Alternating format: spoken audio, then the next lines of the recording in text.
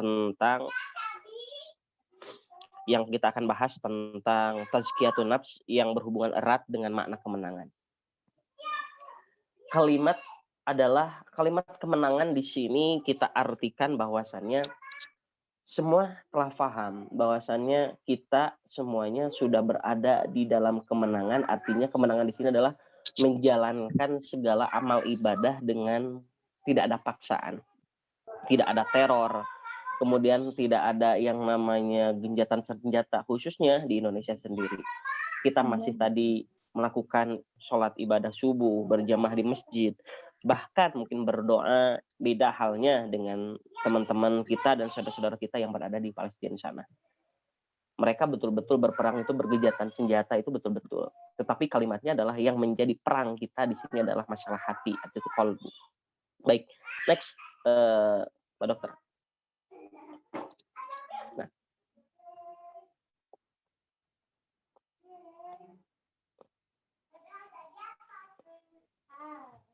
Sudah muncul kan? Belum muncul.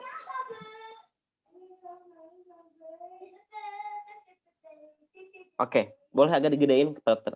Nah, baik. Nah, teman-teman sedikit mengulas kemarin bahwasannya di kajian pertama dan di kajian ketiga saya sudah membahas yang disebut hati ini ada tingkatannya. Yang kita pahami adalah satu adalah sodar, tingkatan hati yang paling rendah, yang konotasinya atau cirinya adalah bentuk hati atau bentuk hati seorang hamba yang dia sadar beribadah tetapi masih untuk disuruh-suruh saja atau diingatkan saja, sering untuk diingatkan. Berarti nggak boleh untuk diingatkan, tetapi dia masih melaksanakan ibadah, dia sadar harus diingatkan terus. Yang kedua adalah kolbu. Kolbu itu adalah tingkatan seorang hamba yang hatinya sudah sadar beribadah tapi tujuannya untuk duniawi. Dia berzikir untuk kekayaan, dia berzikir untuk dagangannya laris, dia berzikir untuk yang namanya dapat jodoh dan yang lain. Kemudian bentuk hati yang ketiga yang lebih tinggi tingkatannya adalah fuad. Seorang hamba yang sadar beribadah hatinya yang mana dia sudah menggapai atau mengharapkan ridho Allah. Tidak ada niatan untuk duniawi lagi. Makanya rata-rata teman-teman mungkin yang selalu saya dapatkan curhatan dari setiap jemaah, ternyata yang curhat tentang masalah harta, yang masalah yang namanya betul-betul yang betul-betul curhat kepada saya rata-rata di usia 20 sampai usia 40 tahun itu rata-rata mereka itu curhat tentang masalah ekonomi, bagaimana saya ingin mendapatkan satu orang yang sukses dan yang lain. Tetapi kebanyakan di usia 40 sampai 50 atau sampai usia menjelang sudah artinya betul-betul manula, artinya di sana mereka itu nggak ngebahas tentang masalah harta lagi. Yang mereka bahas adalah ketenangan batin. Karena mungkin pengalaman mereka ternyata yang dikejar-kejar tentang masalah harta, dikejar-kejar masalah kesuksesan, dikejar-kejar masalah yang namanya tahta dunia ini adalah mereka sudah mengalaminya. Dan itu ternyata kenapa kebanyakan di usia 40 sampai sudah tua renta itu mereka curhatnya tentang masalah hati. Karena kenapa? Ibadah ini berhubungan dengan ketenangan hati. Ternyata ada seorang jemaah yang minta doa, Pak Ustadz minta doakan saya, doakan apa? Mohon doakan saya, doakan seperti saya seperti dahulu saja. Kan Pak Haji sudah dapatkan keuntungan besar, sudah omsetnya begitu banyak, kemudian mobilnya di mana-mana, kemudian yang namanya Pak Haji sudah diundang di mana-mana. Tetapi kenapa ingin seperti dahulu? Bukan masalah itu Pak Ustadz, tetapi yang saya rasakan adalah meskipun saya banyak harta, tetapi sekarang uang saya nggak bermanfaat. Kenapa? Karena uang saya digunakan untuk berobat terus. Uang saya digunakan untuk ya seperti beli oksigen, digunakan untuk yang namanya antibiotik dan yang lain. Saya ingin seperti dahulu, makan apapun saya bisa. Dan saya berangkat kemanapun saya bisa. Berarti akibatnya apa?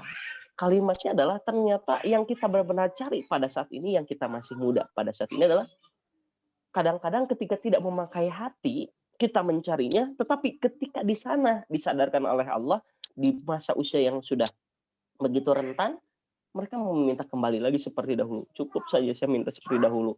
saya bisa makan bala-bala, saya bisa makan yang namanya minum kopi, saya bisa makan yang makan nasi rendang dan yang lainnya, tapi sekarang sudah nggak bisa sama sekali. Saya cuma bisa makan nasi merah saja, dan itu pun tidak setiap hari, kan gitu posisinya. Makanya ternyata tingkatan hati itu begitu hebat, teman-teman. Apalagi kalau misalkan hatinya ke tingkat keempat yang disebut dengan lub atau sir.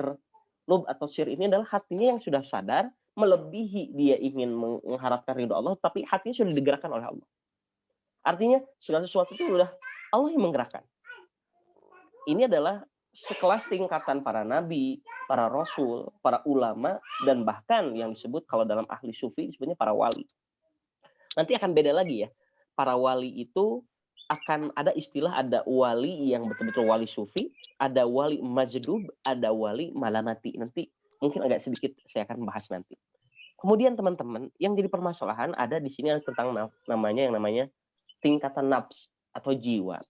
Yang sedikitnya saya akan kupas sedikit kemarin. Jiwa itu ada jiwa amarah yang mana cirinya adalah selalu menyalahkan orang lain. Ketika ingin sesuatu itu selalu yang disalahkan orang lain, gibahin orang lain, hasud orang lain, memprovokasi orang lain. Masalahnya adalah dirinya selalu benar, orang lain adalah salah. Kan seperti itu. Itu adalah cirinya adalah hasud, gibah, kemudian ria, bakhil, dan yang lainnya. Kemudian teman-teman ada tingkatan jiwa yang kedua atau nafs yang kedua disebut dengan lawamah. Lawamah itu adalah konotasinya adalah dia sudah mengurangi menyalahkan orang lain, tetapi dia menyalahkan dirinya. Artinya bukan berarti nggak boleh kita muhasabah diri. Tapi yang jadi permasalahan adalah dia selalu menyalahkan dirinya. Kenapa ya bisnis saya artinya nggak, kalimatnya adalah nggak untung terus, kenapa sih hutang terus, mungkin saya nggak tahajud. Akhirnya dia menyalahkan terus, merasa kurang terus. Bukan berarti nggak boleh, tetapi yang seperti itu adalah termasuk jiwa yang disebut lawamah, nggak stabil. Seharusnya kalimatnya adalah nggak ada kata kesalahan, nggak ada kata istilah bahwa saya selalu salah. Tetapi kalimatnya adalah saya sudah pasrah sama Allah, Allah yang menerima segala sesuatu yang kita lakukan dalam masalah ibadah. Kemudian ada jiwa yang selanjutnya, tingkatan yang lebih tinggi dari jiwa lawamah, disebut adalah jiwa mulhamah. Jiwa mulhamah ini adalah tipenya adalah jiwa yang dia sudah tidak menyalahkan kepada dirinya, dia tidak menyalahkan kepada orang lain. Tapi cirinya adalah kadang-kadang dia itu beribadah, kalau bareng-bareng dengan orang-orang yang giat beribadah, dia sempat beribadah.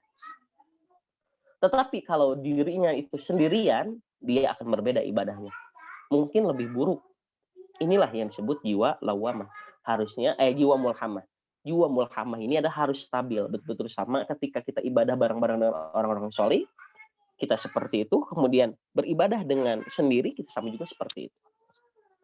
Kemudian yang paling hebat adalah jiwa mutmainnah yang akan kita bahas pada saat ini. Jiwa mutmainnah ini adalah kalimatnya adalah di dalam Quran surat Al-Fajr ayat-ayat terakhir ya, ayat-ayat yang mau masuk ayat terakhir dengan kalimat ya ayyatuhan nafsul mutmainnah, wahai jiwa-jiwa yang tenang, irji'i, kembalilah kepada ila rabbiki, pada Tuhanmu, radiyatan mardiyah, dalam keadaan kita ridho dan akan diridhoi oleh Allah. Maka kalimatnya apa? Fadkhuli fi ibadi wadkhuli jannati. Maka masuklah kepada ibadi, wahai hamba-hambaku, wadkhuli jannati, dan masuklah kepada surgaku. Itu kata Allah. Kalimatnya Allah yang mempersilahkan. Coba kita kadang-kadang meminta pada Allah, ya Allah bukakanlah pintu surgamu. Tetapi kalimatnya adalah wadkhuli jannati. Kata Allah, bagi orang-orang mutmainnah atau jiwa mutmainnah itu adalah masuklah ke dalam surgaku. Kata Allah. Next pada. Nah, teman-teman, ketika kita sudah memahami tentang hati, tentang jiwa kita, maka ada kaidah usul fikih yang akan melahirkan. Jadi usul fikih itu adalah ilmu untuk melahirkan ilmu fikih. Artinya fikih ini akan terjadi, hukum ini akan terjadi kalau kita memahami usul fikih, yaitu dasar-dasar atau pokok-pokok fikih yang berhubungan dengan pandemi saat ini ya, sekalian. Seperti ini. Di dalam kaidahnya adalah at-taghayyuru, yang namanya perubahan, alal hukmi, atau atas suatu hukum, atau alal ahkam, atas suatu hukum. Sekali lagi, at-taghayyuru alal ahkam, perubahan suatu hukum dalam kaidah usul fikih ini adalah bisababin au bi asbab, dikarenakan beberapa sebab. Jadi berubahnya suatu hukum yang awalnya wajib jadi haram atau haram jadi ibaratnya menjadi boleh. Kalimatnya adalah ini nih penyebab perubahan hukum yang awal dari dasar awal hukumnya adalah hukum yang mutlak nanti akan berubah oleh 4 sebab. Yang pertama, bil amkina, disebabkan tempat. Yang kedua, bil azmina, disebabkan oleh waktu. Yang ketiga adalah bil ahwal, disebabkan keadaan. Yang keempat, bil anfus, disebabkan dengan jiwa atau bil ashos atau pribadi masing-masing atau umum. Maksudnya bagaimana Pak Ustadz? Contoh, ketika kita berada di Indonesia yang tempat saja, misalkan contoh, kita wajibnya melaksanakan sholat zuhur. Ketika kita pergi ke Eropa yang waktunya mungkin lebih dulu dibanding kita, atau kita pergi ke tempat-tempat yang lebih atau negara-negara yang lebih yang lebih duluan waktunya dibanding Indonesia, maka berubahlah hukum yang harusnya kita melakukan sholat zuhur, maka berubahlah di sana kita melaksanakan misalkan sholat asar. Kemudian hukumnya yang wajib melakukan sholat zuhur di suatu tempat, maka menjadikan sunnah untuk dijamak di tempat tersebut karena tempatnya sudah beda. Itu contoh. Kemudian waktu sama. Kalau waktunya kayak tadi misalkan, contoh, misalkan kita melaksanakan sholat zuhur di Indonesia, ternyata kita berangkat naik pesawat, kemudian waktu tempat di Saudi Arabia masih belum melaksanakan sholat misalkan zuhur, maka kewajibannya jangan dulu melaksanakan sholat zuhur nanti. Ketika ada azan zuhur, maka lakukanlah sholat zuhur. Itu perbedaan waktu. Yang awalnya wajib berubah menjadi yang namanya nunggu waktu dulu, kan gitu. Nah, kemudian keadaan. Nah, keadaan seperti saat ini, teman-teman. Contoh, ketika pandemi, saya tidak akan membahas yang namanya ada yang pro terhadap pandemi atau yang anti terhadap pandemi. Intinya saya mengambil jalan untuk menenangkan jiwa kita semuanya. Biar kita tidak ada gontok-gontok karena masalah ini ya. Nah, masalah seperti ini adalah tentang keadaan. Misalkan contoh, di suatu tempat itu semuanya terkena pandemi wabah. Maka hukum ketika dia melakukan sholat, contoh, sholat Jumat atau sholat Id, ketika ternyata dia berada dalam orang-orang pandemi bisa kebanyakan dan kita tidak yang terkena pandemi, maka wajib hukumnya kita mengikuti aturan yang ada di tempat tersebut. Maka berubah hukumnya. Yang harusnya misalkan kita melaksanakan sholat Id-nya berjamaah karena semuanya terkena wabah, maka tidak mengapa hukumnya kita melakukan sholat di rumah. Nah, itulah kaidah usul fikih. Kemudian jiwa, sekali lagi, contoh, bagi orang yang sakit, bagi orang yang kena pandemi, bagi orang yang kena wabah, maka hukumnya tidak mengapa sholat apapun dia melaksanakan di rumah. Yang seharusnya kita melakukan sholat sholat Jumat harus di masjid karena dia sakit karena pandemi, maka wajib hukumnya dia sholat di rumah. Meskipun wajibnya adalah di masjid kalau dia sehat. Tapi kalau tidak sehat atau ibaratkan kalau dia kena pandemi, dikhawatirkan menyebarkan virus pada yang lain, maka hukumnya wajib sholat di rumah. Inilah teman-teman biar kita paham dalam memahami kaidah dan dalam memahami fikih hukum. Makanya dari sini adalah teman-teman sekali lagi yang perlu kita pahami di sini ternyata banyak orang yang memahami mungkin sekali lagi di sini adalah sekali lagi ini keterbatasan al-fakir. Ya saya sendiri keterbatasan saya sendiri, mungkin keterbatasan teman-teman juga memahami yang disebut dalil itu adalah Al-Qur'an dan As-Sunnah. Itu saja. Ternyata ketika kita memahami ilmu itu, dalil itu bisa dikatakan yang tadi. Tempat pun bisa disebut dalil. Waktu pun bisa disebut dalil. Al-Quran dan Sunnah sudah pasti itu dalil. Kemudian ada disebutnya dalil yang diambil dari ijtihad, dari pendapat para ulama, itu pun dalil. Nah, teman-teman ternyata yang disebut dalil itu banyak. Ada yang disebutkan yang namanya Al-Quran, disebutkan As-Sunnah, kemudian dari tafsir-tafsir pun itu disebutkan dalil. Jadi teman-teman ternyata dalil itu bukan hanya Al-Quran dan As-Sunnah, bisa menjadi kias nanti. Ya, bisa menjadi yang namanya dari keadaan waktu dan yang lainnya, itu disebut juga dalil. Makanya kenapa kita ada tarbiyah di sini, biar kita memahami ternyata konsep memahami agama itu tidak hanya letterlock seperti itu. Dan ketika hadisnya turun seperti itu, tidak bisa dikategorikan letterlock sesuai dengan makna hadis yang benar-benar di sana, tetapi butuh penjelasan, disebutnya syarah hadis. Makanya teman-teman lebih di sini adalah kita lebih di sini lebih kepada kita sama-sama mencari ilmu, dan kita mencari ilmu, tolong kosongkan, kalau bahasa kita adalah kosongkan pikiran kita, biar ilmunya memenuhi dari apa yang kosong di dalam pikiran kita.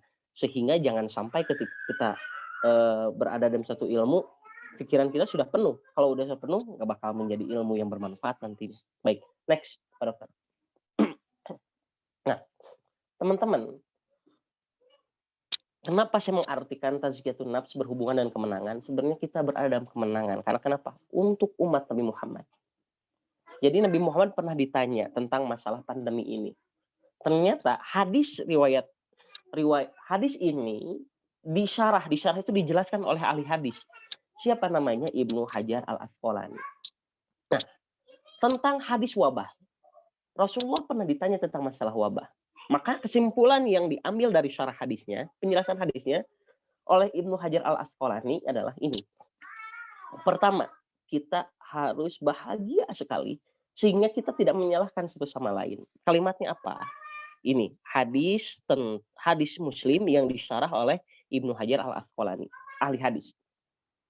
Di dalam syarah hadis Muslim tentang wabah, Ibnu Hajar Al-Asqalani menjelaskan ada 3 poin yang begitu penting. Yang pertama adalah orang yang wafat karena wabah, taun ya. Orang yang wafat karena wabah dan ia wafat karena wabahnya itu sendiri, contoh misalkan dia kena COVID dan dia wafat pas waktu COVID masih berlangsung dan dia wafat disebabkan COVID-nya itu sendiri, maka ia wafat dalam keadaan syahid. Sekali lagi, bagi punten saya ibaratkan turut berduka cita atas saudara atau keluarga terdekat, ayah, ibu, atau misalkan teman-teman kita yang kena wabah, kemudian dia wafat. Maka konotasinya adalah mereka alhamdulillah wafat dalam keadaan syahid. Yang kedua, kata Ibnu Hajar Al-Asqalani untuk menjelaskan tentang hadis riwayat Muslim ini tentang masalah wabah, taun ini adalah orang yang terkena wabah, kemudian ia sembuh dari wabah. Artinya dia, kalau kita hubungkan dengan keadaan saat ini adalah orang yang terkena pandemi COVID, kemudian ia sembuh dari COVID-nya. Kemudian ia wafat di waktu COVID. Tetapi bukan disebabkan oleh COVID-nya atau bukan disebabkan oleh wabahnya. Maka ia pun termasuk mati syahid atau wafat secara syahid. 2 berarti ya. 1, orang yang terkena wabah, kemudian dia wafat karena wabah tersebut, maka dia syahid. Yang kedua adalah orang yang kena wabah, kemudian dia sembuh, atau dia kena COVID, dia sembuh, kemudian ia wafat bukan karena COVID-nya itu sendiri, maka ia wafat dalam keadaan syahid. Nah, ini yang ketiga. Orang yang belum terkena wabah, artinya jangan sampai terkena wabah. Artinya kita yang sehat pada saat ini jangan sampai, misalkan berdoa sama Allah jangan sampai kita terkena COVID, misalkan. Kemudian COVID-nya atau wabahnya berakhir. Kemudian ia wafat bukan pas waktu wabah, atau ibaratkan dia wafat setelah pandemi ini berakhir. Disebabkan bukan karena wabah atau bukan karena COVID atau karena sebab yang lain. Dia pun wafat dalam keadaan syahid. Tetapi sekali lagi harus difahami teman-teman, tetapi syaratnya dari 3 kategori ini adalah syaratnya mereka harus sabar dan ikhlas serta mendoakan tentang wabah ini agar segera berakhir dan orang-orang yang ada di dalam wabah ini adalah keadaan dalam keadaan aman, tentram, tidak ada kisruhan dan yang lainnya. Itu syaratnya. Jadi kalimatnya adalah orang yang menggerutu, orang yang ibaratkan tidak ridho dengan keadaan seperti ini, punten, sekali lagi, punten sekali punten. Kalau misalkan kita terpengaruh dalam keadaan seperti ini, waduh menyalahkan ini itu, menyalahkan ini itu. Punten sekali. Kalimatnya itu adalah kita sudah kalimatnya Allah kasih untuk umat Nabi Muhammad ketika kita mengalami wabah, semuanya adalah syahid. Tetapi yang jadi permasalahannya, hati kita harus sabar, harus ikhlas, dan hati kita harus mendoakan keadaan wabah ini atau pandemi ini, atau keadaan kita yang sedang kisruh ini, misalkan, untuk selalu apa? Mendamaikan atau untuk menenangkan. Biar apa? Termasuk tadi, mau nggak kita dipersilahkan oleh Allah dengan kalimat wadkhuli jannati, masuklah hamba-hambaku ke dalam surga. Maka sebenarnya kita sudah berbahagia karena kita sudah dijamin oleh Allah dalam hadis ini bahwasanya kita adalah termasuk orang-orang yang syahid. Jangan sampai karena kita tidak sabar, jangan sampai karena kita selalu memprovokasi, jangan sampai gara-gara kita selalu memberikan kekacauan dalam pola pikir dan yang lainnya sehingga kita tidak mendapatkan label syahid. Nah, seperti itu teman-teman. Next, Pak Dokter. Oleh karena itu, bagaimana Pak Ustadz yang disebut makna sabar? Islam mengajarkan yang disebut sabar itu adalah iqbalu syai'i, menerima segala sesuatu. Minallah, dari Allah. Menerima segala sesuatu dari Allah. Artinya menerima takdir baik atau takdir buruk. Pada hakikatnya kita memahami segala takdir dari Allah itu adalah baik. Hanya anggapan manusia saja yang menganggap takdir yang diberikan oleh Allah kepada kita adalah takdir buruk. Misalkan contoh, misalkan kita telah berusaha ingin mendapatkan keuntungan, ternyata kita tidak mendapat keuntungan dari si fulan atau klien kita. Kita menganggap, aduh bukan takdir baik, ini adalah takdir buruk. Sebenarnya manusia sendiri yang menganggap takdir dari Allah itu adalah takdir buruk. Hakikatnya adalah Allah jangan sampai kita bersuudzon terhadap Allah. Maka disebut sabar itu adalah menerima segala sesuatu dari Allah, baik takdirnya menurut kita baik atau buruk, harus kita terima. Khalisan, secara ikhlas. Berarti sabar itu ada konotasi ikhlas di dalamnya. Maksudnya bagaimana Pak Ustadz ikhlasnya? Ikhlas ini terbagi pada 3. Ada ikhlas pemberi. Kadang-kadang kita ketika pemberi selalu ingin ada ucapan penghargaan dari orang lain, minimal ucapan nuhun-nuhun atuh, kan gitu istilahnya. Ya ucapan terima kasih atau kan gitu kan. Pada hakikatnya ketika kita mengharapkan ucapan seperti itu, konotasinya adalah sebagian ulama menyebutkan itu telah hilang pahala ikhlasnya. Nah, yang kedua ada ikhlas menerima. Contoh ketika kita punten disuruh kemudian belum ada deal kesepakatan, misalkan berapa upahnya, ternyata upahnya mungkin tidak sesuai apa yang kita kita dapatkan. Kita menggerutu kalimatnya. Manusiawi ya sudah manusiawi, tetapi kalimatnya adalah kata sebagian ulama itu sudah kehilangan ikhlas.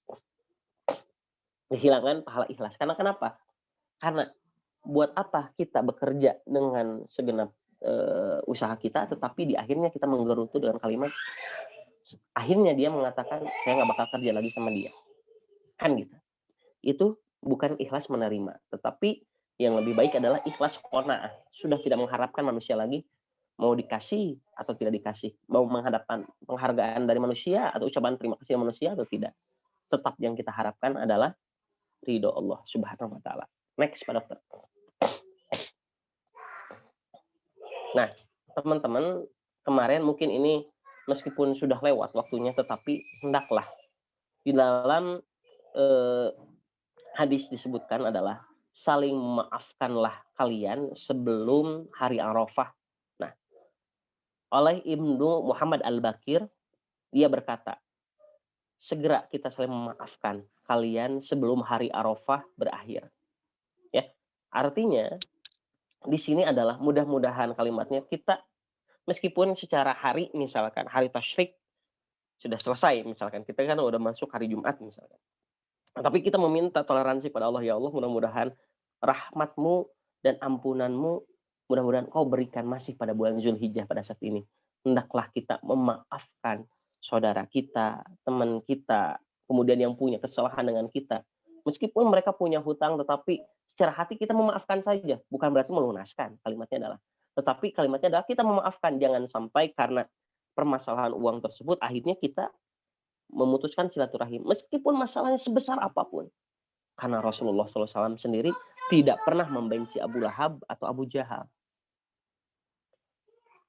Artinya, sebenarnya kalau kita belajar tentang sirah, ternyata permusuhan, ya artinya Abu Jahal dan Abu Lahab, kalimatnya adalah memerangi Nabi Muhammad itu ternyata bukan karena mereka benci terhadap Nabi Muhammad secara sifat. Bukan. Nabi Muhammad Al-Amin kok. Sebelum yang namanya diutus menjadi Rasul, Nabi Muhammad sudah sebagai gelarnya Al-Amin. Orang yang terpercaya. Tetapi kalimatnya apa? Secara saya belajar sirah, ternyata Abu Lahab, Abu Jahal itu pembuat yang namanya berhala. Sehingga ketika Nabi Muhammad menyebarkan agama Islam, maka Abu Jahal, Abu Lahab itu yang namanya lapak bisnisnya terbengkalai. Karena kenapa? Karena sudah tidak ada yang menyembah berhala lagi. Jadi mereka memerangi Nabi Muhammad itu karena apa? Karena bisnis mereka merasa terancam, kata Abu Lahab, Abu Jahal. Hakikatnya pribadi Nabi Muhammad itu tidak ada yang memerangi. Bahkan kalimatnya adalah Nabi Muhammad itu nggak pernah punya musuh. Apalagi kalimatnya adalah selalu ada istilah atau kalimat yang selalu digembor-gemborkan di sosial media adalah katakan kebenaran walaupun kita dimusuhi. Kalau menurut saya, hemat pikir saya itu adalah suatu pemikiran yang ibaratkan jangan sampai seperti itu. Meskipun beda agama pun kita tidak akan pernah mencari musuh. Justru kita menyadarkan sebenarnya hati yang baik itu adalah apapun yang terjadi kita tidak akan pernah mencari musuh. Makanya apalagi dengan sesama umat muslim. Apalagi misalkan komunitas dan komunitas yang lain bermusuhan gara-gara beda prinsip. Na'udzubillah, subhanallah. Kan sekarang adanya teman-teman belajar tentang tazkiyatun nafs itu adalah untuk menghilangkan sifat-sifat seperti itu. Kita naik yang nafsunya ada amarah yang tadi menyalahkan orang lain terus. Postingan-postingannya menyalahkan terus. Punten, teman-teman, daripada seperti itu lebih baik kita untuk apa? Untuk mentafakuri diri sendiri saja. Mentafakuri kesalahan kita. Karena kalimatnya kita wafat itu, kita meninggal itu, dan kita masuk surga itu adalah kalau teman-teman mengharapkan dari amal, mungkin tidak akan terbalas atau terbayar oleh amal. Tetapi yang benar-benar adalah karena rahmat Allah, kasih sayang Allah. Kalau Allah tidak memberikan rahmatnya, mungkin amalan kita akan tertolak. Apalagi kalimatnya kita menyalahkan ajaran atau kalimatnya adalah hal-hal yang terjadi pada orang lain. Kalimatnya mengingatkan silahkan, tetapi kalau menyalahkan itu nggak boleh dalam Islam. Sekali lagi, mengingatkan boleh, tetapi kalau menyalahkan, apalagi katanya menjadi provokasi, itu yang jadi nggak boleh. Karena kenapa? Teman-teman sudah kajian tazkiyatun nafs di sini adalah, makanya inilah yang menjadi pembatas di dalam hati kita sehingga kita, oh ini yang disebutkan, oh ini nafsunya udah nafsu amarah nih. Saya nggak mau masuk ke dalam nafsu amarah lagi. Kan seperti itu. Maka kalimatnya adalah, kalau saran saya pada teman-teman sekarang sering memposting untuk lebih memotivasi, bukan untuk memprovokasi. Ya. Next Pak Dokter. Nah, makanya teman-teman Syekh Ramdan Al-Lebuti, ini termasuk guru saya sendiri juga. Kitab-kitabnya begitu hebat, begitu baik. Yang namanya betul-betul dia guru saya di Al-Azhar Mesir. Kalimatnya adalah, saya, kata Syekh Muhammad Ramdan Al-Buti, saya ingin kalian atau teman-teman yang penuntut ilmu itu belajar itu bukan karena wazifah, pekerjaan. Jadi teman-teman yang niatnya sekarang, saya ingin belajar, ingin biar dapat pekerjaan yang baik, punten, luruskan niatnya. Yang kedua, jangan belajar karena syahadah atau ijazah. Bukan berarti kita menyalahkan tentang yang terjadi di pendidikan, bukan. Tetapi kita luruskan niat kita.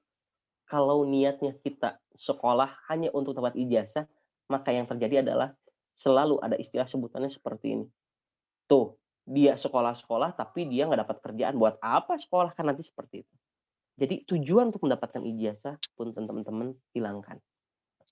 Kemudian jangan belajar karena kiadah, atau ingin menjadi pemimpin, atau ingin suatu tahta, punten teman-teman, ingin suatu jabatan dan yang lain. Seseorang belajar itu pure niatnya itu untuk mengharapkan ridho Allah dan bersaing dengan rekan-rekan. Kali ini nggak ada kalimat kompetisi dengan teman-teman yang lain. Kalau dalam kebaikan itu adalah hanya berlomba, bukan berkompetisi. Beda kalimatnya.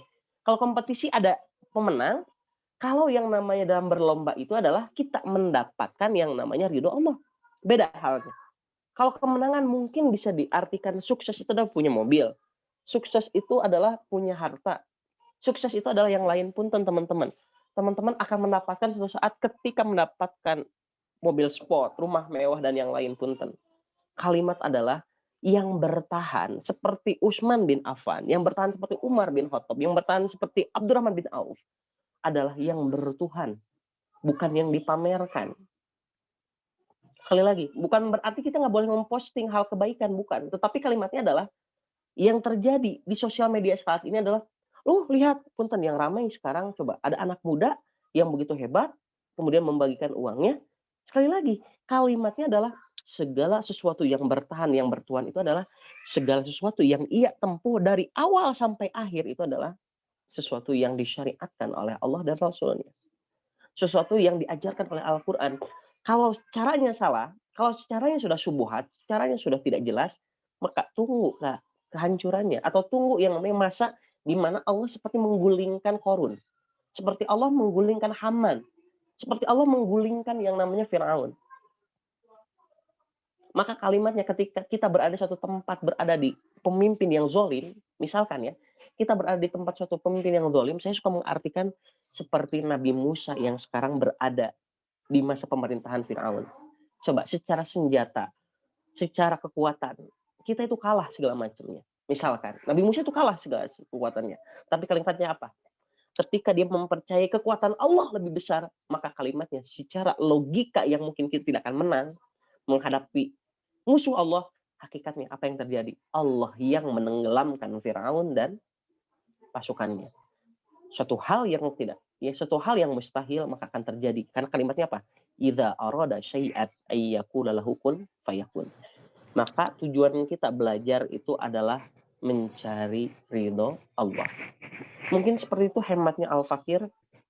Saya sebagai orang yang terlatih ilmu untuk memberikan motivasi charge untuk pagi kali ini, saya kembalikan lagi kepada moderator. Silahkan Kang Dani.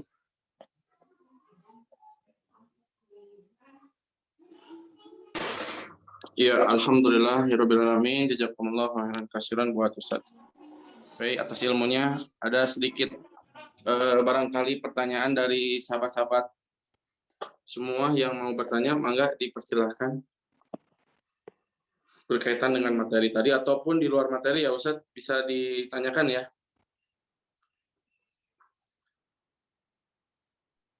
Baik, mudah-mudahan kalau luar materi apalagi yang kalau misalkan lebih bukan kondisi umum bisa menjadi japri nanti ya.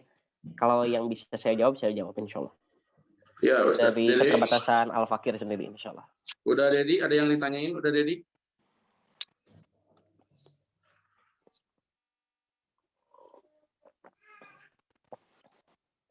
Soalnya punten ya sambil enak minum jahe dan habatus sauda. Eta Pak Ustad nuko di aleueut nuko Ustad. Masya Allah. Ini mah hanya gelasnya saja Nuvo. Ya, Masya Allah. Kalau dihilangkan N-nya menjadi UFO. Masya Allah. Masya Allah. Barangkali ada yang bertanya, Abah mau ditanyain, Bah?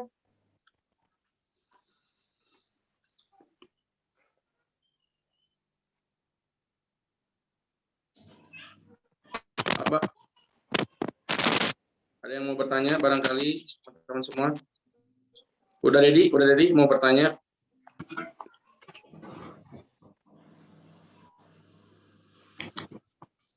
Kembali Dakar, Pak. Ustad, kecelakaan di mana? Oh, Masya Allah. Langsung pertanyaan ini ya, Masya Allah. Jadi kronologisnya Kang Daka itu kecelakaannya di Antapani, Jalan Purwakarta. Kebetulan dia dibonceng. Jadi menghindari orang yang nyebrang, ternyata memang yang nyebrangnya yang katanya memang dia yang mengaku salahnya. Ketika menghindari ternyata namanya direm, terpeleset dan menabrak mobil yang ada di sebelah kanan.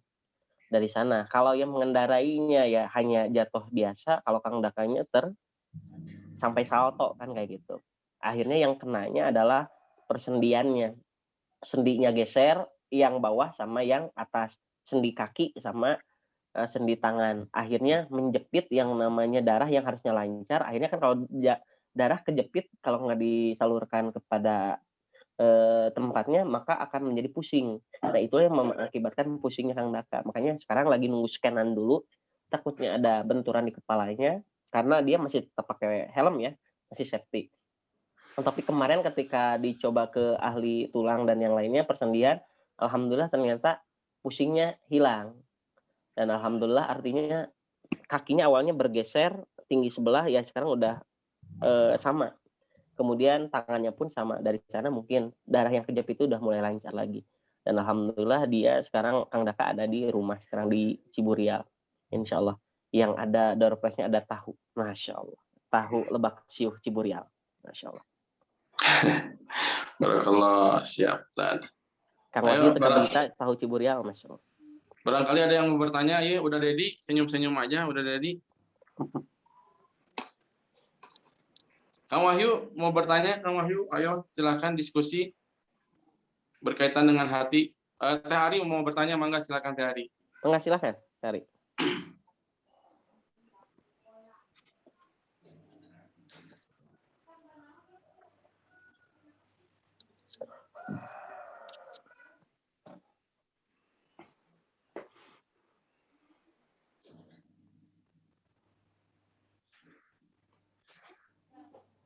Dibuka dulu Teh Ari, ininya mic-nya. Dibuka dulu mic-nya Teh Ari, punten.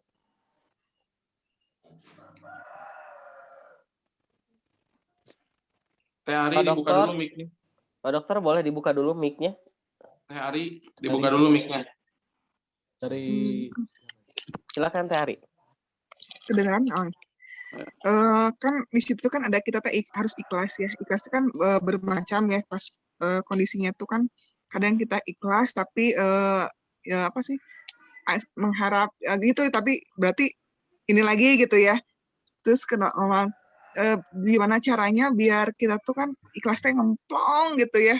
Terus doa apa gitu, doa apa gitu ya. Yang apa sih? Doa ikhlas gitu buat ketetapan gitu. Baik. Gimana Pak Ustadz? Masya Allah. Teman-teman, ini yang selalu terjadi sekali lagi adalah kemarin saya memberikan quote teman-teman. Kalau kita berzikir, maka hati kita akan bersih. Kemudian kalau misalkan hatinya bersih, akan melahirkan pola pikir atau mindset yang positif. Ketika pikirannya positif, akan menjadikan akhlak yang baik. Itu akan menjadi rumusnya. Maka kalimat hati ini senantiasa ikhlas, maka kalimatnya yang selalu didoakan kalau saya suka berdoa adalah surat Al-Insyirah.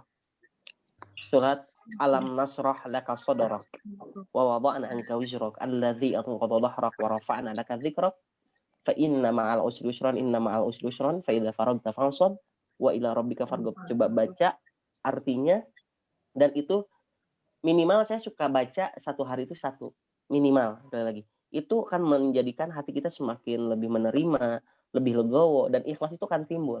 Atau dengan doa yang disunahkan adalah qala rabbis shrahli sadri wa yassirli amri wahlul 'uqdatam min lisani yafqahu qawli. Nah, seperti itu. Dan itulah yang menjadi doa untuk penguat kita, sehingga hati kita kalimatnya adalah lebih banyak menerima. Makanya punten sekali lagi teman-teman, mungkin kalau teman-teman yang ada di sosial media saya jarang memposting tentang kalimat provokasi atau yang lain. Karena lebih baik untuk menenangkan hati saja. Makanya mungkin teman-teman kenapa selalu ada dari teman-teman yang selalu bertanya, kenapa sih Pak Ustadz nggak pernah memposting tentang ini? Punten, mungkin saya lebih cenderung kepada yang tadi, daripada postingan memprovokasi, saya lebih kepada postingan untuk sudah kita introspeksi terhadap hati kita masing-masing. Siapa tahu postingan yang itu pun ternyata gambaran hati kita sebenarnya yang tidak stabil. Wallahu a'lam bishawab, wallahu a'lam bishawab. Seperti itu. Ya, terima kasih Pak Ustadz. Ya, Masya Allah. barangkali yang lain. Ada yang mau Ada bertanya Kang lagi? Ahmad tadi ngacung katanya. Tadi ngelihat ngacung tangannya. Nah, Ahmad, Abi, Iya, silakan Kang Ahmad. ini Pak Ustadz, Oh, mantap. kan kita teh banyak dosanya, Iwan. Misalkan kita suka berbuat maksiat lah dulu gitu misalkan. Nah, terus kita memperbaiki diri gitu kan, perbaiki diri sampai mudah-mudahan amalan memperbaiki diri kita teh sampai ke jadi lebih banyak gitu daripada maksiat-maksiat kita di waktu dulu gitu. Nah, yang jadi pertanyaan, ketika nanti itu udah terjadi, si perbuatan kita yang dulu itu tetap akan dihisab gitu, lalu itu teh kita dimasukkan ke neraka dulu gitu, atau ketika amal baiknya udah banyak misalkan gitu, otomatis ke surga gitu atau gimana? Masya Allah. Berkah Kang Ahmad. Teman-teman yang mungkin kalimatnya adalah saya belum bisa menjawab secara pasti karena saya pun masih berada di dunia ya. Tetapi berdasarkan ilmu-ilmu yang pernah saya baca dan yang lainnya adalah seharusnya yang kita pikirkan adalah bukan tentang masalah pahala. Suatu hal yang dilakukan oleh Umar bin Khattab pada waktu dulu, kalau misalkan Umar berpikir itu adalah kalimatnya adalah menjadikan dia penghalang untuk masuk surga, mungkin kalimatnya Umar tidak akan melakukan yang namanya amal sampai penghabisan, sampai akhir hayatnya. Tetapi kalimat yang dicari adalah setiap para sahabat akan selalu Rasulullah cas tentang masalah hatinya. Kalimatnya contoh saja kita melakukan saum Arafah kemarin. 1 tahun ke belakang Allah hapuskan. 1 tahun ke depan Allah kalimatnya hapuskan. Berarti saya tidak langsung kita 1 tahun ke depan pun nggak punya dosa. Atau 1 tahun ke belakang pun dia tidak punya dosa. Apalagi kita melakukan segala sesuatu yang keutamanya akan menghapuskan dosa-dosanya. Contoh saja, seseorang yang melakukan sholat sunnah 2 rakaat sebelum sholat subuh, sekali lagi bukan 2 rakaat tahajud ya, tapi 2 rakaat ketika azan subuh berkumandang, dia sholat 2 rakaat, maka pahalanya seperti dunia atau lebih baik seperti dunia dan isinya. Berarti melakukan itu saja, dosa kita sudah tertimpa. Kan kalimatnya, فَمَنْ يَعْمَلْ مِثْقَالَ ذَرَّةٍ خَيْرًا يَرَهُ وَمَنْ يَعْمَلْ مِثْقَالَ ذَرَّةٍ شَرًّا يَرَهُ. Kalimatnya adalah Allah akan lihatkan yang baik, yang buruk akan dilihatkan. Tetapi kalimatnya adalah kalau timbangannya lebih berat kita, insya Allah yang kita harapkan adalah rahmat dan ridha Allah. Kita selalu berdoa, ya Allah, masukkanlah kami langsung ke surgamu. Jangan sampai kami mengharap untuk masuk ke nerakamu. Sehingga Abu Nawas berkata dengan syairnya, Ilahi las tulil firdausi ahla. Kalimatnya adalah, Tuhanku, aku tidak layak masuk ke surgamu. Tetapi kalimatnya adalah karena dia juga gak mau masuk neraka, wala wa alan naril jahimi. Tapi aku pun tidak sanggup untuk masuk ke nerakamu. Maka kalimat yang lebih bijak, kata Abu Anas, apa? Fahabli taubatan waghfir dhunubi. Terimalah taubatku ya Allah dan hapuskanlah segala dosa-dosaku. Maka dari kalimat di sana adalah berprasangka baik pada Allah. Fa innaka ghafirudz dzanbil azimi. Karena Engkau Maha Pengampun atas segala dosa-dosaku. Makanya berpikirnya sekarang adalah gimana kita masuk neraka dulu, dicuci dulu. Nanti kita akan selalu masuk neraka heula ya. Kalimatnya jangan berpikir seperti itu. Kalimatnya adalah, ya Allah, kita berpositif thinking, kita semuanya mudah-mudahan masuk surga langsung tanpa masuk ke dalam neraka. Dan mudah-mudahan kita semuanya, komplek kita, saya berdoa, ya Allah, mudah-mudahan kita, teman-teman kita, saudara-saudara kita, dan yang lainnya, umat muslim yang benar-benar, dan umat Nabi terdahulu yang benar-benar artinya mengagungkan namamu ya Allah, mudah-mudahan kita satu komplek di surga Firdaus. Nanti kan enak, Kang Ahmad di komplek F surga Firdaus ya, Kang Dani komplek G surga Firdaus, sampingnya ada Rasulullah, sampingnya ada Nabi Yusuf, sampingnya ada gitu kan. Kalau misalkan ada Kang Wahyu, ada sampingnya ada sarung ya, karena samping bukan sarung ya, Masya Allah. Tenang, artinya seperti itu. Kita berdoa satu komplek semua di surga Firdaus, dan tetangga-tetangga kita adalah para nabi, apalagi nabi kita Nabi Muhammad SAW. Seperti itu. Siap Kang Ahmad ya? positive thinking kita. Mudah-mudahan tidak pernah masuk ke neraka. Jangan sampai kita minta Amin. sama Allah. Amin. Barakallah. Silakan ada lagi yang mau bertanya? Mungkin satu lagi pertanyaan dan kita close. Ada yang mau bertanya lagi? Ini Pak Ustadz, Silakan, siapa? Dedi. Masya Allah, silakan. Udah, silakan. Mana ininya udah apa kameranya? Masya Allah ada, Masya Allah. Pakai kacamata kayak guru kita Kang Haji Dea. Kacamata dari Kang Haji Dea kayaknya. Masya Allah. Endorse. Ya, silakan. ini.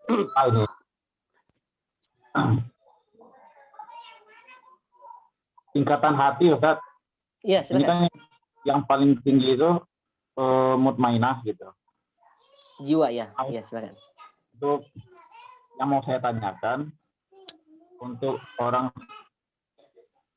seperti saya pribadi gitu, untuk level, kalau dilihat dari penjelasan Ustadz barusan gitu kan, level 1, 2, 3. Nah, mungkin karena proses hijrah gitu kan, saya merasa berada di posisi level 2 gitu. Iya. Koma untuk naik terus tuh triknya gimana Pak Ustadz? Masya Allah. Doanya gitu. Sedikit saja kalimatnya, mungkin udah tahu lagu Opik itu tuh adalah ucapan hadis dan ucapan para ulama ya, yang bisa dijelaskan oleh para ulama. Obat hati ada 5 perkaranya. Yang pertama baca Quran dan maknanya. Sering mana kita baca Quran dan maknanya atau kita baca Quran saja? 1. Kemudian nanti selanjutnya boleh lihat di YouTube ya, biar tambah subscribe-nya atau lihat viewersnya ya. Obat hati yang dijelaskan oleh lagu Opik. Kemudian untuk meningkatkan itu mungkin yang saya lakukan adalah mengamalkan dalam Quran surat Ar-Ra'd. Kalimatnya adalah ala bizikrillahi tatmainnul qulub. Perbanyak zikir maka hati kita akan tenang. Derajat levelnya akan naik. Jadi kalimatnya kita tidak selalu menyalahkan pribadi kita. Seperti tadi misalkan, aduh Pak Ustadz gimana ya, saya sudah ibadah takut masuk neraka. Kalimatnya adalah itu kan karena sifat kita sendiri. Sedikit saya ingin bercerita udah. Ada seorang jemaah saya mungkin yang dia itu punya hutang sampai 6 triliun. Kebayang 6 triliun ya? 6 triliun. Kita aja misalkan punya hutang 1 juta, 2 juta, Masya Allah. Surat ini 6 triliun kalimatnya, berarti 6.000 miliar. Betul nggak kalau nggak salah? 6.000 miliar. Dia curhat kepada saya sampai bahkan keluarganya sudah artinya diancam. Bahkan pistol udah berapa kali ada di kepalanya. Kemudian ya artinya sudah mau somasi dan yang lainnya. Tapi apa yang terjadi?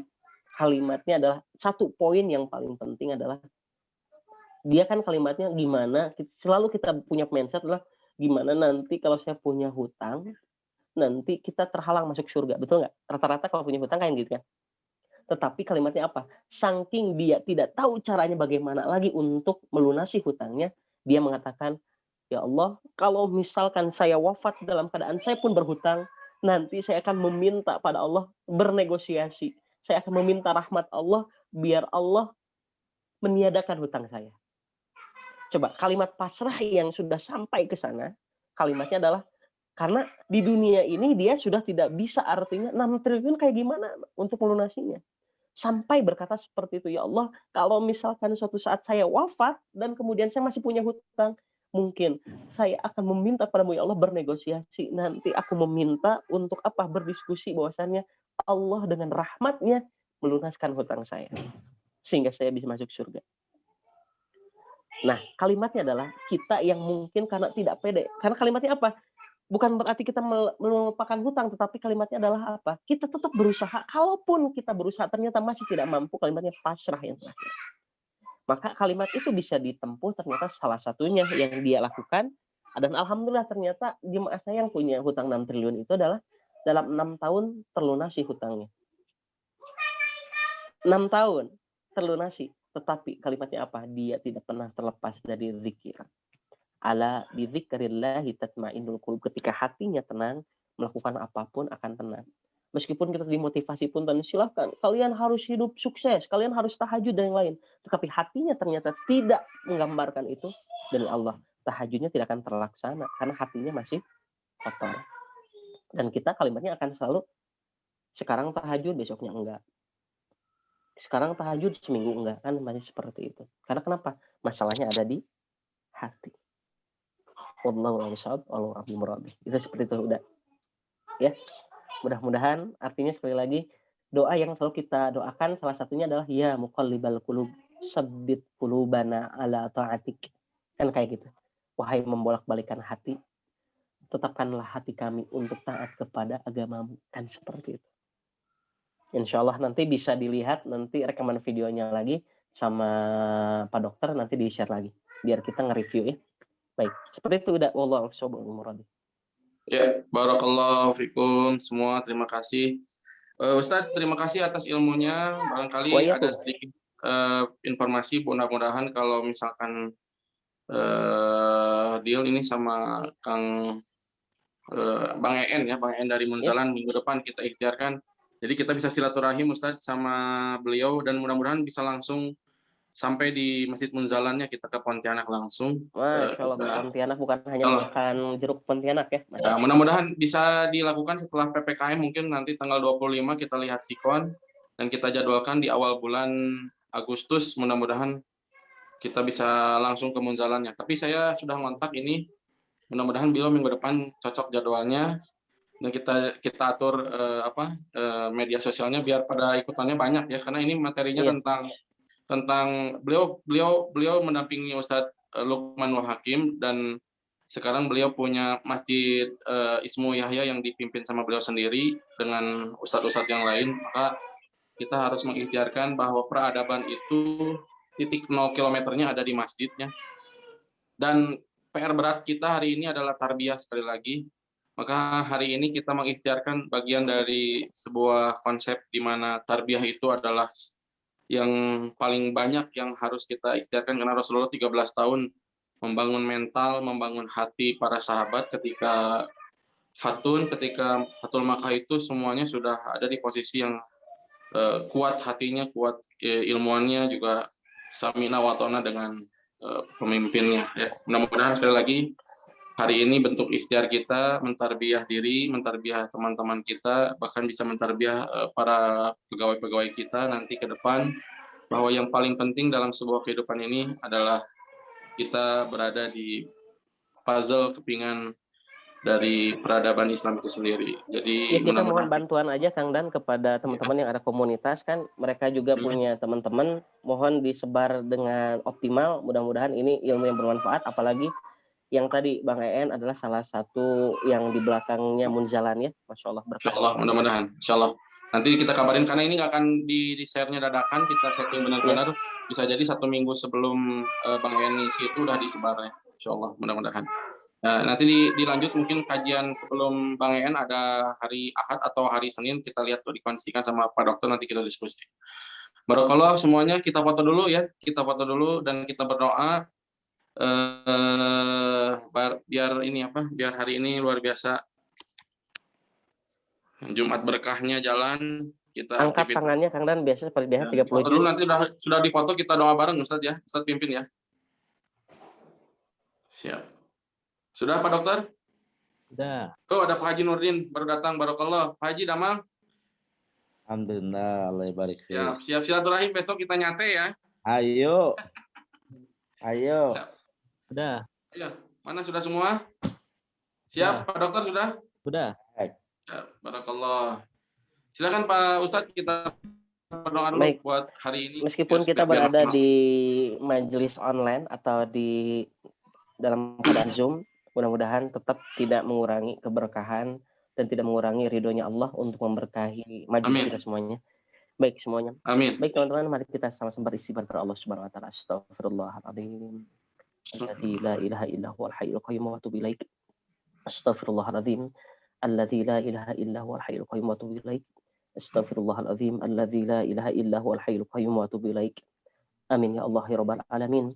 Allahumma shalli ala sayyidina Muhammad salatan tunjina biha min jamil ahwal wal afat wa taqdirana biha min jamil hajat wa tutahhiruna biha min jamil sayyiat wa tarfa'una biha indaka ala darajat wa tuballighuna biha aqsal ghayat min jamil khairati fil hayati ba'dal mamat wa atasimu bihablillah wa atasimu bihablillah wa atasimu bihablillah Innal ladzina yubayyi'unaka innama yubayyi'unallah yadullahi fawqa aydihim faman nakatha wa man awfa bima ahada alaihi Allah fasayutihi ajran azima.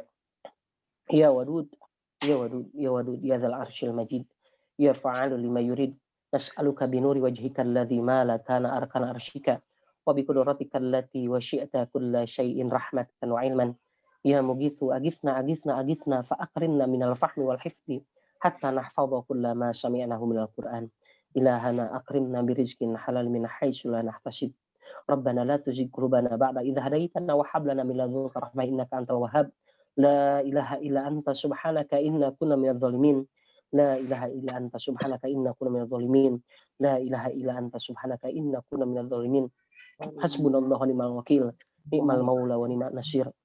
La haula wala quwata illa billahil aliyil azim. Rabbana atina fid dunya hasanah wa fil akhirati hasanah wa qina adzabannar. Allahumma ighfir lana wa liwalidayna warhamhuma kama rabbawna shighara.